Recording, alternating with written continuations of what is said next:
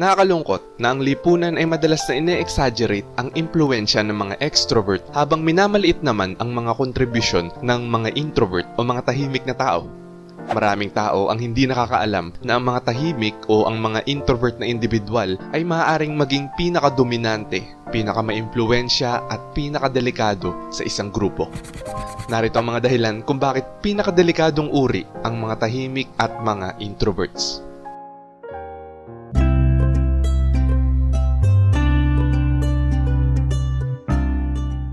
Number 1. Manipulation.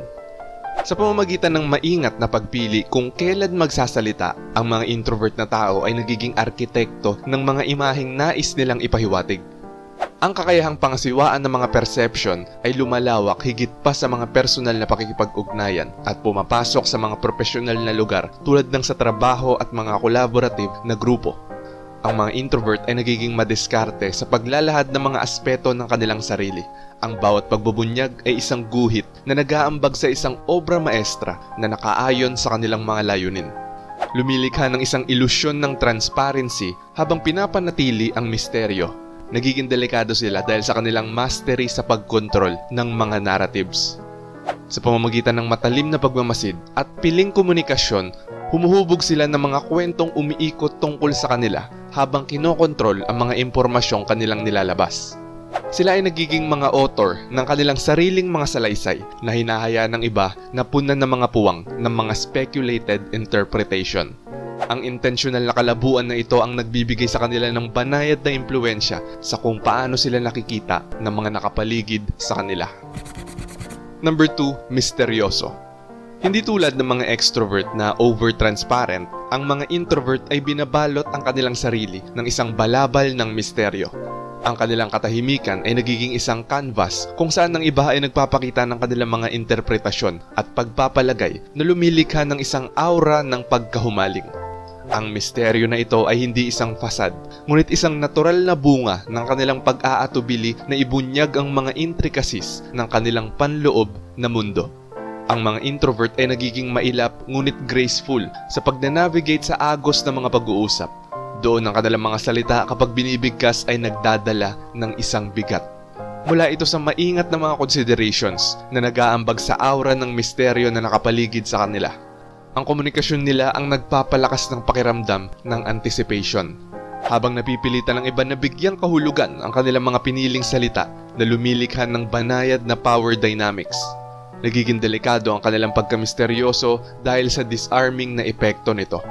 Sa isang mundong sinisiwalat ng lahat ang kanilang sarili, ang mga introvert ay nagiging puzzle na dapat lutasin, isang hamon na umaakit ng curiosity. Ang allure na ito ang nagdi-disarm sa mga naghahangad na maunawaan sila na inilalagay ang mga introvert sa isang posisyon ng banayad na impluensya. Ang unpredictable na katangian ng kanilang mga tugon na nababalot ng misteryo ang nagbibigay sa kanila ng kalamangan. Number 3. Estratehiya. Habang ang mundo ay maaaring mas pinipili ang agarang pagkilos, ang mga introvert ay naiintindihan ang kapangyarihan ng pagpipigil. Ang kanilang mga sandali ng katahimikan ay hindi idle, ngunit sa halip ay isang madiskarteng pag-atras upang masuri ang mga sitwasyon, makilala ang mga patterns at i-anticipate ang mga susunod na mangyayari. Parang mga chess masters na pinag-iisipan ng kanilang mga galaw, kinakalkulan nila ang mga epekto, tinitimbang ang mga risk at benepisyo ng bawat potensyal na aksyon sa mga pag-uusap, sa mga negosasyon o sa mga salungatan.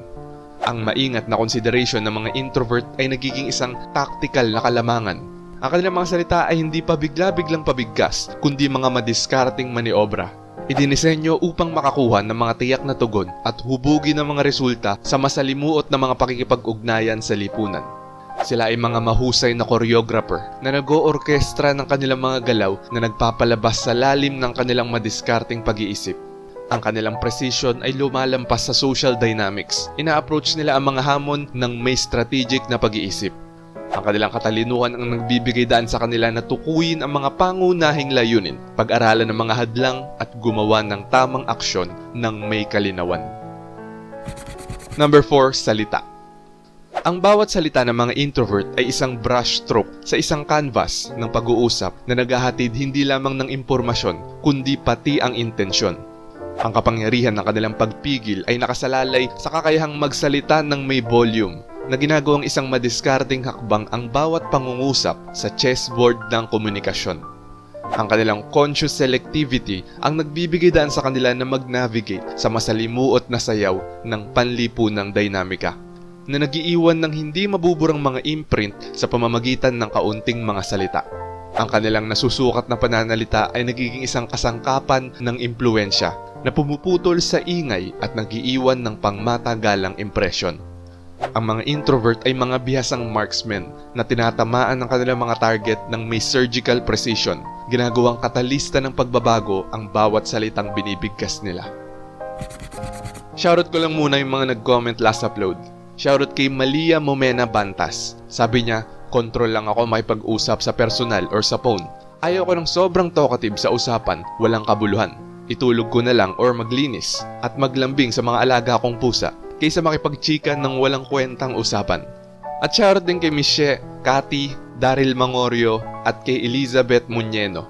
Kung gusto mong ma-shoutout o mabasa ang comment mo, mag-comment lang sa baba at pipili kami ng mga babasahin para sa susunod na upload. Salamat! Number 5. Resilience.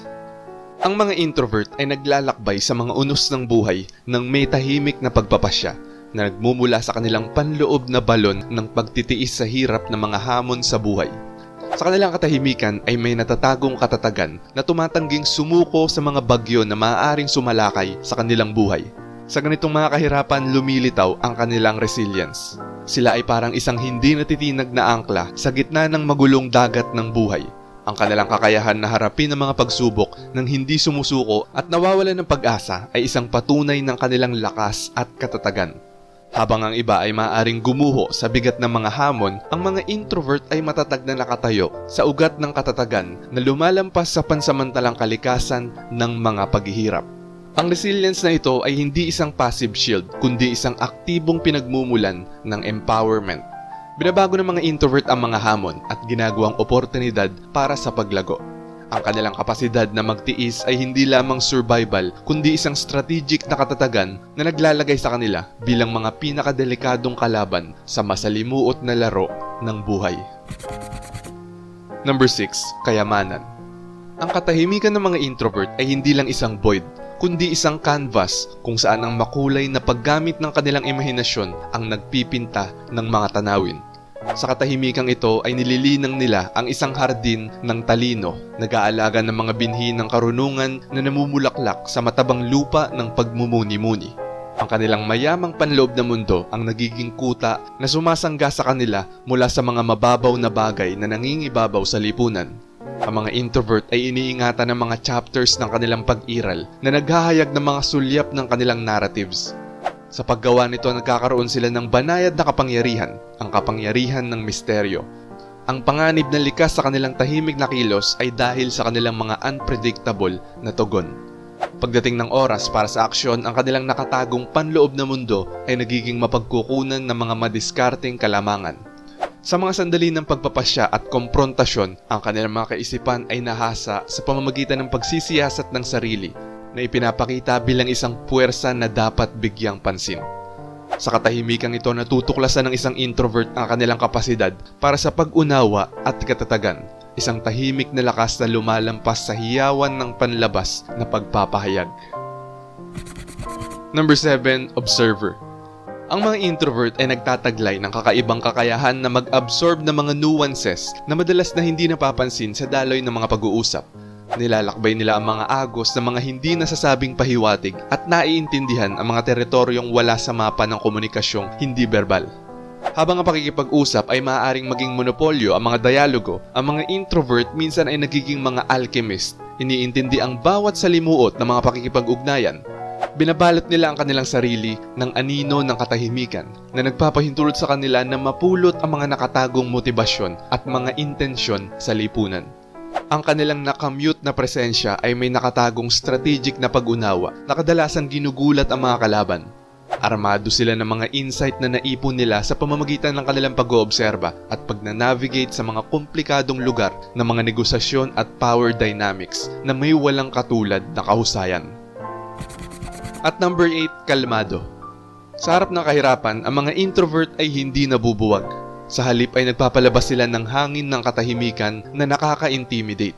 Ito ay hindi isang stoicism na mula sa kawalang interes, kundi isang sadyang diskarte upang mapanatili ang kalinawan sa gitna ng bagyo.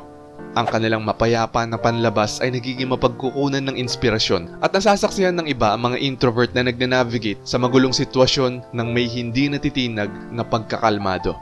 Ang katahimikan na ito ay hindi isang pagpapakita ng kamangmangan tungkol sa kalubhaan ng sitwasyon. Sa halip, ito ay sumasalamin sa isang malalim na reservoir ng panloob na lakas. Ang mga introvert ay nagtataglay ng likas na kakayahan na maihatid ang kanilang magulong enerhiya at mataas na stress sa isang focus na strategic na tugon. Ang kanilang nabuong kilos ay nagiging isang parola na gumagabay sa mga nakapaligid sa kanila sa magulong dagat ng kawalan ng katiyakan. Ang mga introvert na may kakayahang manatiling kalmado sa ilalim ng pressure ay kadalasang ginugulat ang mga kalaban sa mga negosasyon, sa mga krisis, o mga kritikal na paggawa ng desisyon. Ang kanilang kalmadong presensya ay nagiging isang madiskarteng advantage na nagpapahintulot sa kanila na mag-navigate sa mga complexities na may clarity at nakakaiwas sa pagpapanik. Ang mga introvert at mga tahimik na tao ay maaring hindi kailanman umamin na sila ay isang mapanganib na individual. Gayunpaman, hindi maikakailang ipinapakita nila ang lahat ng mga katangian na ginagawa silang mga pangunahing asset sa bawat kapaligiran na kanilang kinalalagyan. Ikaw bilang isang tahimik na tao, alam mo ba ang iyong mapanganib na epekto? Ano ang pakiramdam mo sa pagiging isang banta sa lipunan? Alam mo ba na may mga habits sa mga introvert na dapat gayahin ng mga tao? Panoorin mo dito.